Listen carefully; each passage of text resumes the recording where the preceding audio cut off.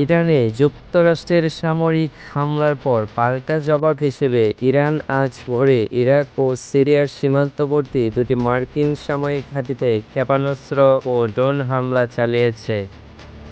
ইরানের ইসলামী বিপ্লবী গার্ড বাহিনী আইআরজিসি এক বিবৃতিতে জানিয়েছে এটি ছিল বিচারসংহত প্রতিশোধ। হামলায় অন্তত কয়েকজন মার্কিন সেনা আহত হয়েছে বলে জানা গেছে, তবে মার্কিন প্রতিরক্ষা বিভাগ এখনও বিস্তারিত কিছুই জানায়নি। ঘাঁটিগুলোতে নিরাপত্তা জোরদার করা হয়েছে এবং মধ্যপ্রাচ্য মোতায়েনে মার্কিন বাহিনীকে সর্বোচ্চ সতর্ক অবস্থায় রাখা হয়েছে।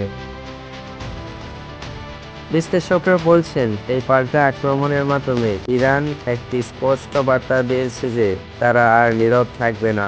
এর ফলে পুরো অঞ্চলে যুদ্ধাবস্থা তৈরি হতে পারে বলে আশঙ্কা করা হচ্ছে।